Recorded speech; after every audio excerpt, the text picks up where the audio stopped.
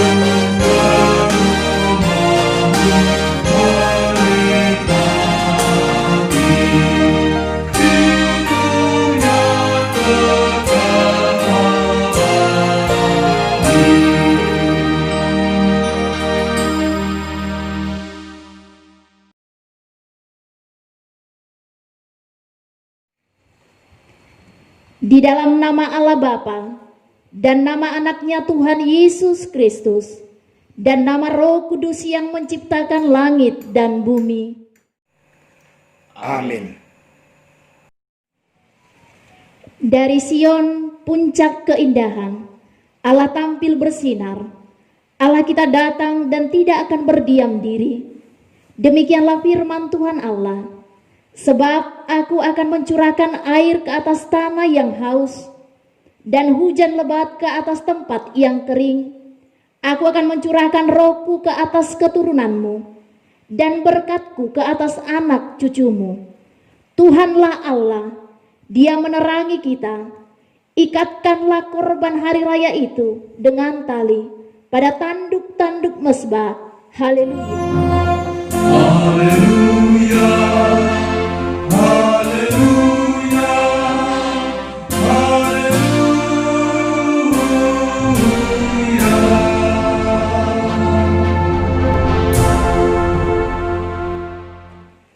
Marilah kita berdoa. Ya Tuhan Yesus, kami berterima kasih kepadamu karena Engkau memanggil kami masuk ke dalam gereja yang Engkau dirikan di dunia ini. Berilah Roh Kudus ke dalam hati kami, dan supaya kami mengaku bahwa Engkaulah sumber hidup kami, dan supaya kami bertaut dengan Engkau melalui iman yang benar itu, dan supaya kami dengan penuh sukacita memuliakan nama-Mu yang terpuji sampai selama-lamanya. Amin. Kita bernyanyi dari buku nyanyian nomor 640 ayat 2.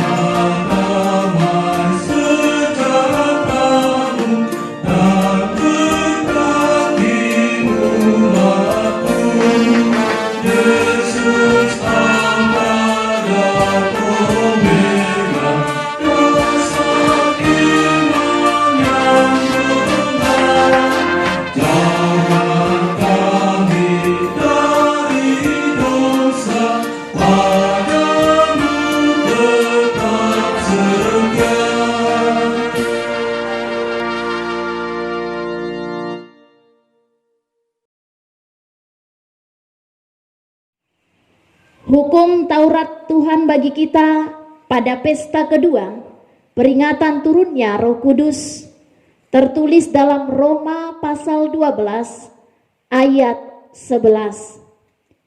Janganlah hendaknya kerajinanmu kendor, biarlah rohmu menyala-nyala, dan layanilah Tuhan.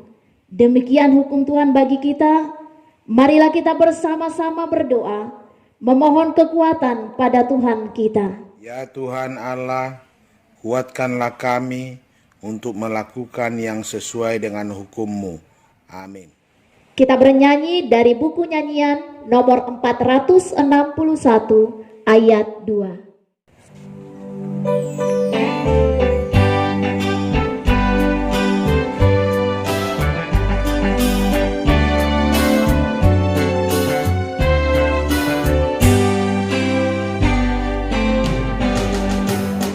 Utuslah Roh-Mu membebaskanku, selamatkanlah ya Tuhanku.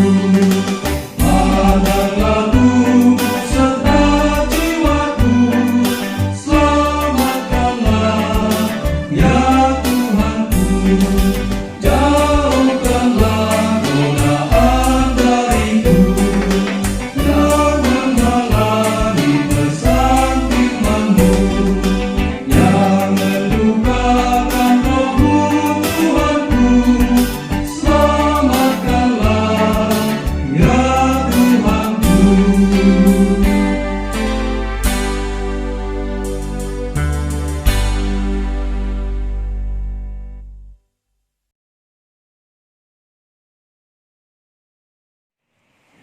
Marilah kita mengaku dosa-dosa kita di hadapan Tuhan kita. Kita berdoa. Ya Allah Bapa kami yang di sorga, Engkau mengampuni dosa kami, orang yang hina dan tercela ini, di dalam anak kesayangan-Mu. Kasihanilah kami, orang yang berduka cita yang berdosa ini. Nyatakanlah di dalam hati dan jiwa kami ini akan keampunan segala dosa dan kesalahan kami itu. Karuniakanlah Roh Kudus bagi kami untuk memberi kekuatan, keteguhan, dan ketetapan hati, supaya iman kami tidak tergoyahkan. Saat ini juga kami harus menghadapi pandemi COVID-19 yang masih belum berakhir dari dunia ini. Tunjukkanlah ya Tuhan kuasa-Mu dan kekuatan-Mu untuk memulihkan kami kepada ketentraman dan damai dalam kehidupan kami. Ya Roh Kudus penghibur orang yang berduka, sembuhkanlah segala penyakit dan penderitaan kami karena dosa. Tinggallah bersama kami, agar kami senantiasa bergembira dan penuh gairah melakukan kehendak-Mu. Engkaulah sumber pengasihan dan pengampunan, janganlah lupakan kami. Amin.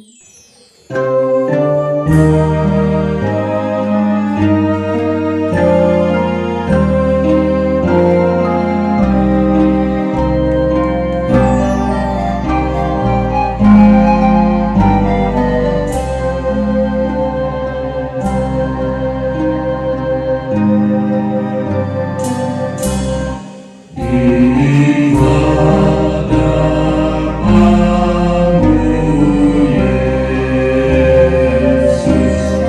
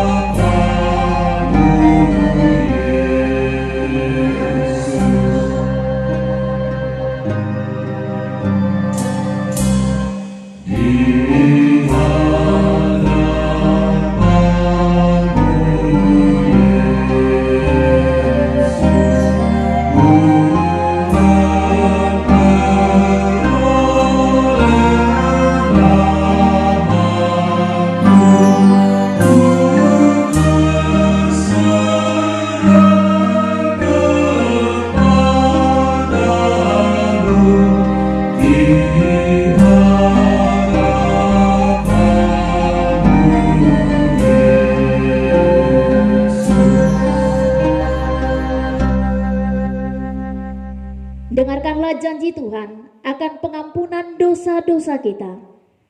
Sebab biarpun gunung-gunung beranjak dan bukit-bukit bergoyang, tetapi kasih setiaku tidak akan beranjak daripadamu, dan perjanjian damaiku tidak akan bergoyang. Firman Tuhan yang mengasihi engkau. Kemuliaan bagi Allah di tempat yang maha tinggi. Amin. Kita bernyanyi dari buku nyanyian nomor 169 ayat 2.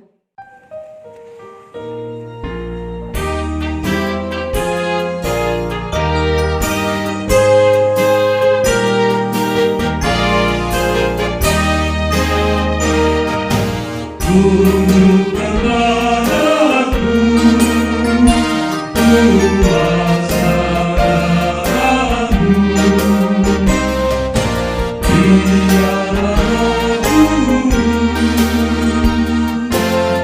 berbimbing aku terus,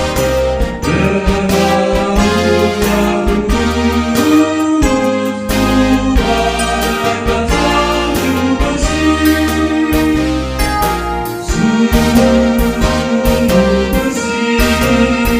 anugerah-Mu.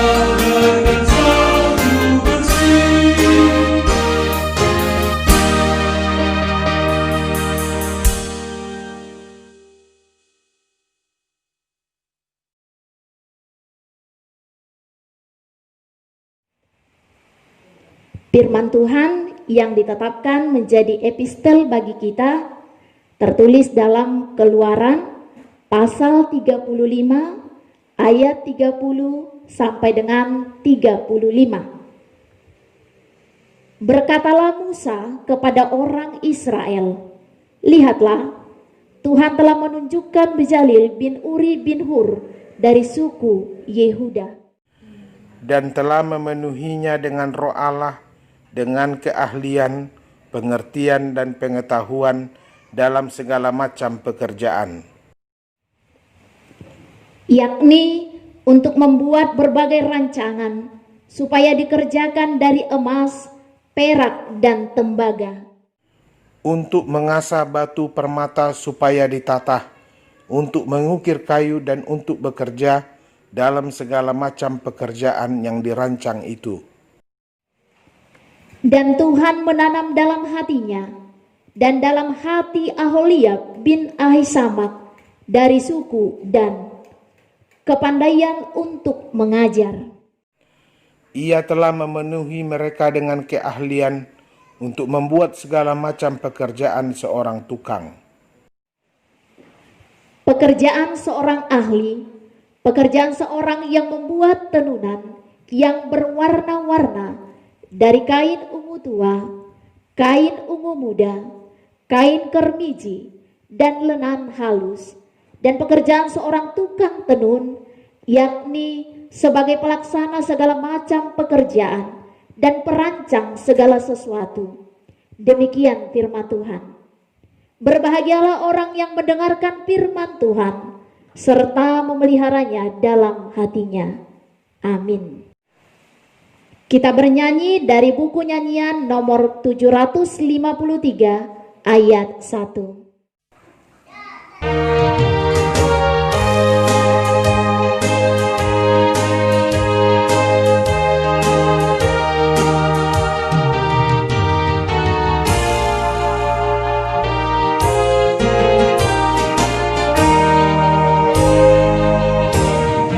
Langkahku diatur oleh Tuhan, dan kasih sayang-Mu menuntunku.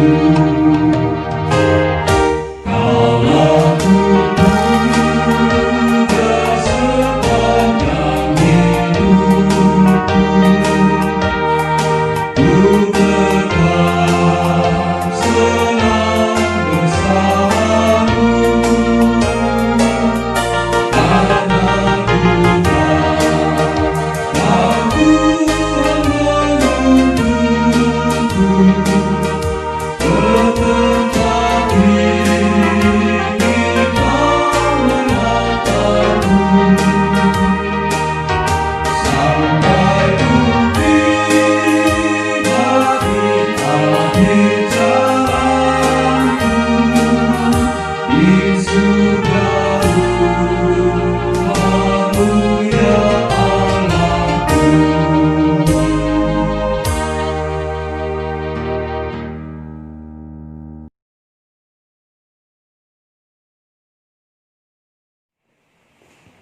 Marilah kita bersama-sama mengaku iman kepercayaan kita, sebagaimana teman-teman seiman di seluruh dunia.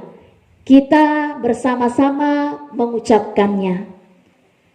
Aku percaya kepada Allah, Bapa yang Maha Kuasa, Khalid langit dan bumi.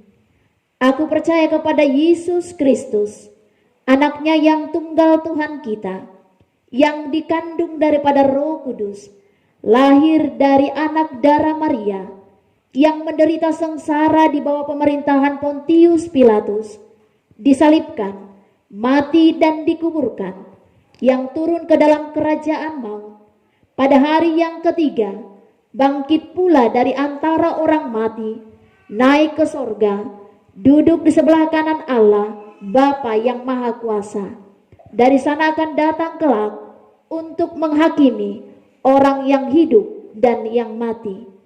Aku percaya kepada Roh Kudus dan adanya suatu gereja yang kudus, persekutuan orang kudus, pengampunan dosa, kebangkitan daging, dan hidup yang kekal. Amin. Kita bernyanyi dari buku nyanyian nomor 109 ayat 1.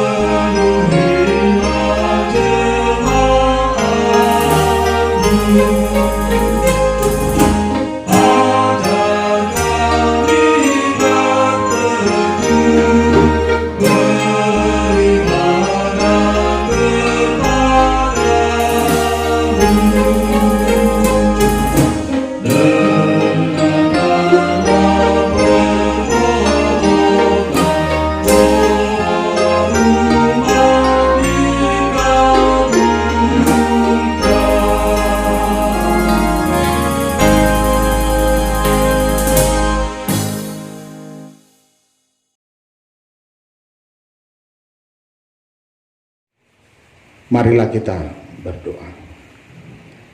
Damai sejahtera Allah yang melampaui segala akal dan pikiran, itulah kiranya yang memelihara hati dan pikiranmu dalam Kristus Yesus Tuhan kita. Amin. Saudara-saudara yang terkasih dalam Kristus Yesus, kita disapa oleh firman Tuhan pada pesta kedua turunnya Roh Kudus pada saat ini, yang tertulis dalam 1 Korintus pasal 2 ayat 1 sampai ayat 5. Demikian firman Tuhan. Demikianlah pula ketika aku datang kepadamu, saudara-saudara, aku tidak datang dengan kata-kata yang indah atau dengan hikmat untuk menyampaikan kesaksian Allah kepada kamu. Sebab aku telah memutuskan untuk tidak mengetahui apa-apa di antara kamu selain Yesus Kristus, yaitu Dia yang disalibkan. Aku juga telah datang kepadamu dalam kelemahan dan dengan sangat takut dan gentar. Baik perkataanku maupun pemberitaanku tidak kusampaikan dengan kata-kata hikmat yang meyakinkan, tetapi dengan keyakinan akan kekuatan Roh, supaya iman kamu jangan bergantung pada hikmat manusia, tetapi pada kekuatan Allah. Demikian firman Tuhan. Saudara-saudara yang terkasih dalam Kristus Yesus, Paulus kembali menekankan tentang bagaimana ia melakukan pemberitaan Injil bukan dengan kekuatannya, bukan dengan hikmat yang dia miliki, tetapi dengan kekuatan Allah. Ucapan-ucapan Paulus dalam pemberitaan Injil bukan dengan kata-kata hikmat yang meyakinkan, tetapi dengan keyakinan akan kekuatan roh. Kata hikmat yang meyakinkan dalam bahasa Yunani dikatakan peitos, yang artinya bujukan. Menurut Paulus dalam pemberitaan Injil, Paulus tidak pernah membujuk orang untuk mempercayai Injil yang dia beritakan. Pemberitaan Injil bukanlah suatu bujukan, tetapi suatu deklarasi. Pemberitaan Injil bukanlah suatu bujukan sehingga memerlukan hikmat manusia untuk meyakinkan orang. Tetapi pemberitaan Injil adalah deklarasi tentang Kristus Yesus yang bangkit. Kristus Yesus yang telah mengalahkan kematian dan memberikan kita kehidupan yang kekal. Itu sebabnya saudara-saudara, kita sebenarnya tidak perlu membujuk orang supaya mempercayai Injil. Kita tidak perlu membujuk orang supaya menjadi seorang Kristen. Yang perlu kita lakukan adalah mendeklarasikan Injil itu sendiri dengan keyakinan bahwa Roh Kudus akan bekerja dalam diri setiap orang supaya mereka percaya kepada Injil Yesus Kristus yang menyelamatkan. Firman Allah bukan menuntut kita untuk menolak semua kapasitas dan cara pendekatan wajar kemanusiaan. Isi dari pemberitaan itu bukan soal memakai atau tidak memakai, tetapi bergantung pada apa atau siapa yang kita dalam melakukan pelayanan. Saudara-saudara, kita harus sadar bahwa semua kapasitas manusia selalu ada segi baiknya, tetapi juga dapat membawa kecemaran dan kebengkokan dari sifat dosa. Maka kita tidak perlu harus memusuhi, juga tak boleh mengandalkannya. Kita harus mengandalkan kuasa roh dan kuasa yang terdapat di dalam Injil Kristus. Semua kapasitas manusia adalah sarana yang harus dikuduskan dan ditopang oleh kuasanya, bukan sebaliknya. Dalam beberapa tahun terakhir ini, kita memang melihat banyak sekali orang terkesima dengan kata-kata dari figur motivator. Tampaknya motivator menjadi figur yang digemari masyarakat dalam beberapa tahun belakangan ini. Kata-kata para motivator seolah menjadi sabda yang wajib didengar, sehingga tidak heran beberapa stasiun radio dan televisi kemudian memiliki program khusus bagi mereka. Tapi perlu diselidiki, apakah orang Kristen lebih menggemari kata-kata motivator dibanding mendengar firman Tuhan? Apakah kita lebih mencintai dan menyukai hikmat manusia, atau kita mencintai dan didorong oleh Roh Kudus? Apa yang kita hadapi hari ini juga menghantar kita untuk melihat dua hal. Apakah kita menghadapi masa-masa sulit ini dengan hikmat manusia, atau kita mengandalkan Roh Kudus? Kita hidup bergantung di dalam Roh Kudus, atau justru kita hanya memakai hikmat manusia? Saudara-saudara yang terkasih, kalau kita kembali kepada kondisi jemaat Korintus, memang ada dua jenis pandangan tentang salib yang hidup di jemaat Korintus. Yang pertama adalah pandangan Yunani.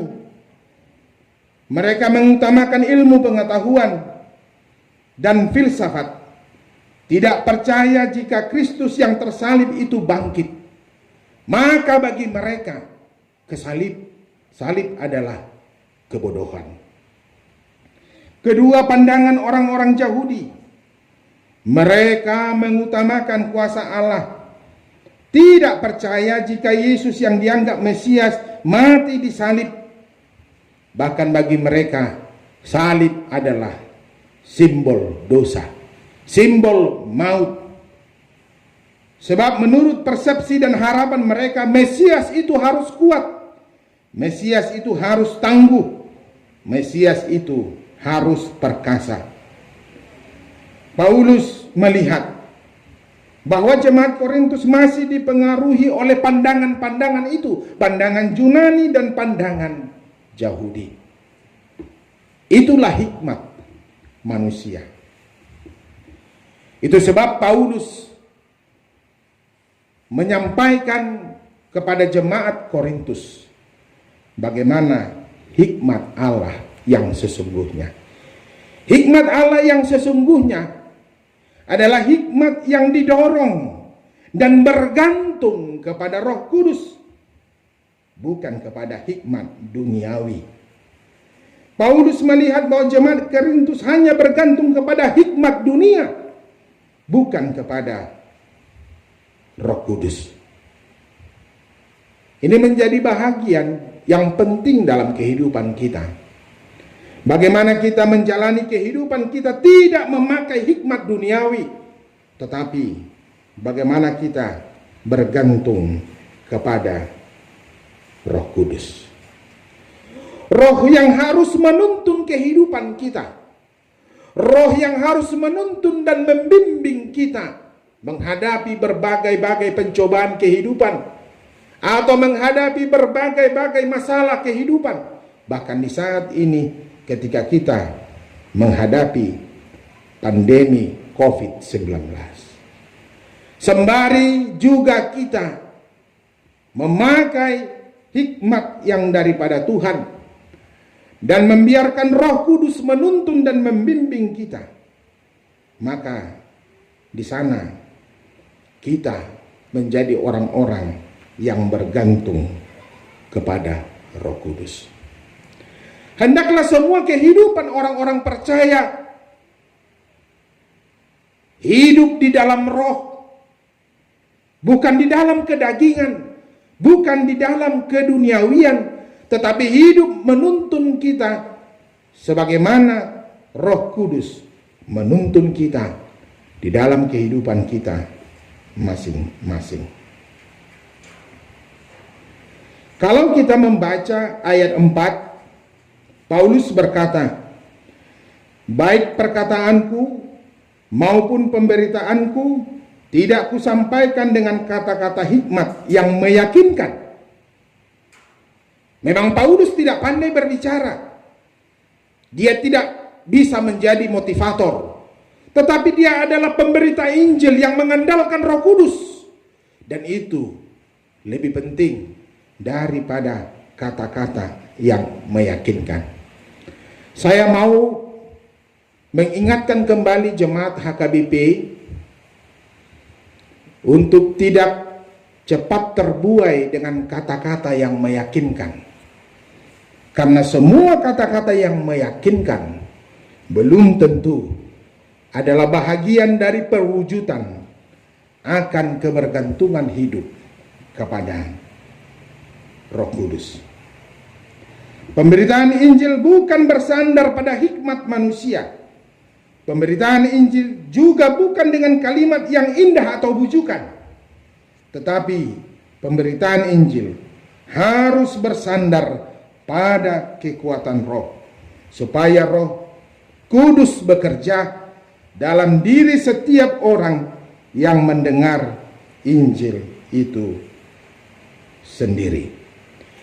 Saudara-saudara, jika pemberitaan Injil yang kita lakukan bersandar pada kekuatan Roh Kudus, maka Allah akan mendemonstrasikan kuasanya dalam pemberitaan Injil yang kita lakukan. Pada pesta kedua, peringatan turunnya Roh Kudus ini, kita diingatkan bagaimana kita hidup oleh kuasa Roh Kudus. Kita diingatkan oleh nas firman hari ini, bagaimana kita menyandarkan diri kepada Roh Kudus. Mari Bapak Ibu Saudara-saudara yang terkasih dalam Kristus Yesus, seluruh jemaat HKBP yang ada dalam pelayanan HKBP Distrik 25 Jambi, sembari kita berupaya untuk melawan COVID-19 ini, tapi di situ kita lebih banyak berdoa dan menggantungkan diri kita kepada Roh Kudus. Walaupun kita menghadapi berbagai-bagai kesulitan dalam menghadapi COVID-19 ini, kita diingatkan jangan bergantung kepada hikmat duniawi, jangan bergantung kepada hikmat-hikmat yang indah dan meyakinkan. Tetaplah bergantung kepada Roh Kudus. Inilah yang menjadi bahagian kita. Pada saat ini kita sudah mendengar bahwa kita akan memasuki satu fase baru dalam menghadapi COVID-19, yaitu fase new normal atau fase tatanan baru. Kita akan beribadah dengan cara yang atau gaya atau mungkin dengan waktu yang diatur sedemikian rupa, dengan gaya yang baru yang lebih mengutamakan kesehatan, yang lebih mengutamakan dan menjaga supaya kita masing-masing hidup dalam kesehatan. Oleh karena itu, dalam menghadapi fase new normal atau tatanan baru yang sebentar lagi akan kita masuki, kita akan selalu bergantung kepada Roh Kudus. Kita tidak akan dapat melawan musuh yang kita katakan COVID-19 ini dengan kekuatan sendiri, dengan kekuatan hikmat manusia, tetapi hanya dengan kebergantungan kepada Roh Kudus.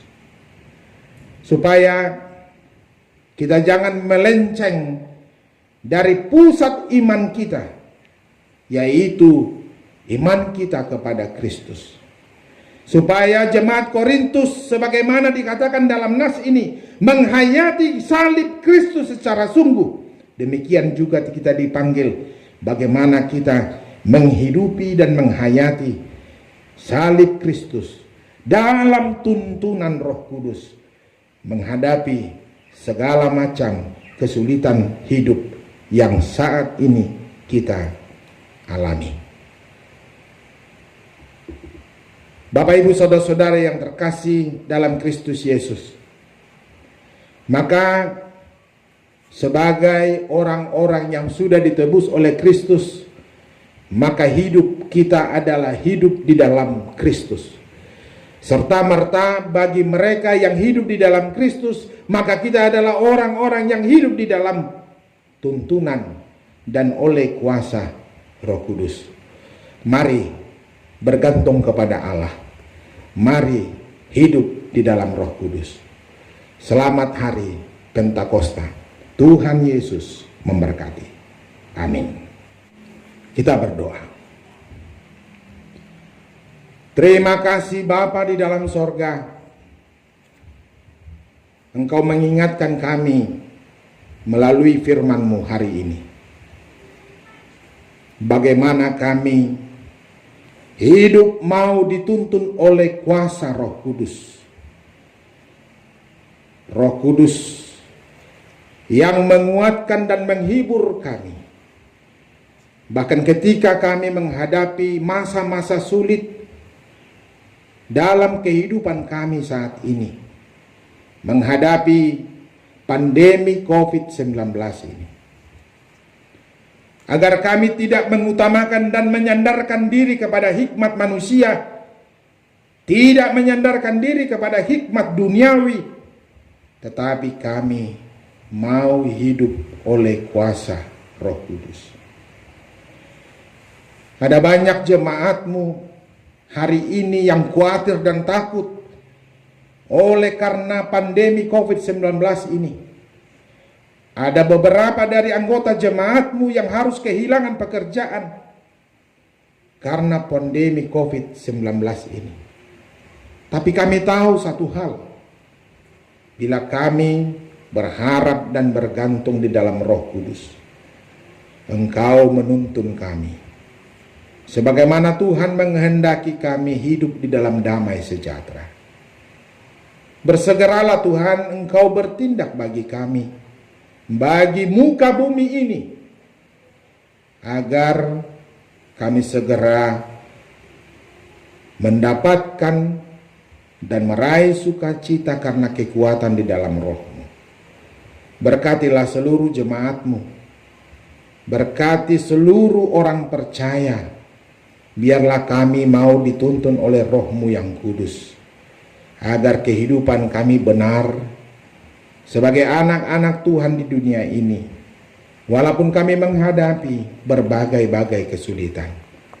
Tetapi kami yakin dengan kekuatan Roh Kudus, kami akan memperoleh kemenangan. Dalam Kristus Yesus kami berdoa. Amin.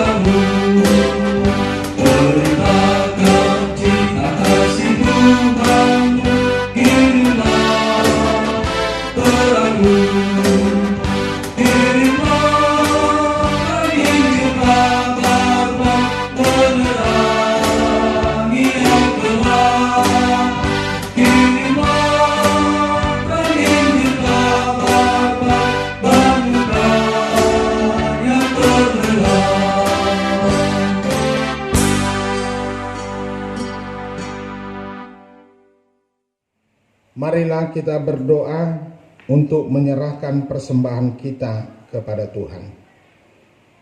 Ya Allah Bapa kami yang di sorga, kami mengaku bahwa Tuhan adalah sumber dari segala karunia yang melimpah dalam kehidupan kami masing-masing. Sebahagian daripada karunia itu, kami serahkan kembali sebagai persembahan kepada Tuhan. Terimalah dan berkatilah persembahan umat-Mu ini, agar dapat kami pergunakan untuk pekerjaan dan pelayanan kerajaan Tuhan di dunia ini. Bukalah hati kami untuk mengenal betapa banyak berkat dan karunia yang kami peroleh dari Tuhan, supaya kami senantiasa bersyukur kepadamu, di dalam nama Yesus Kristus Tuhan kami. Amin. Tuhan karunia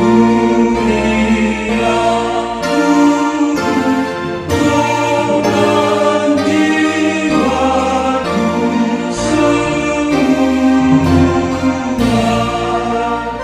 nyawa juga hidupku, harta milikku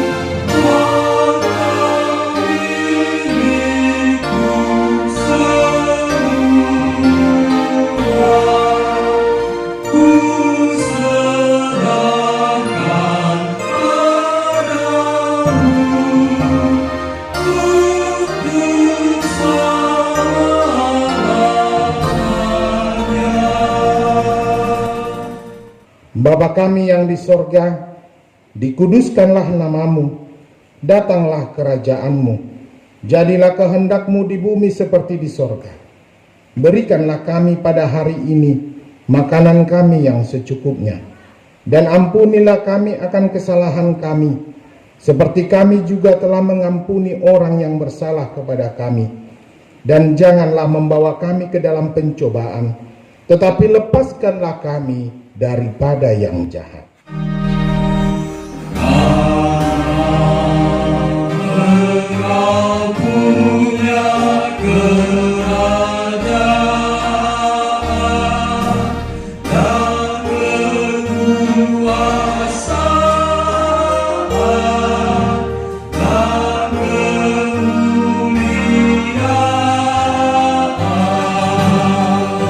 sampai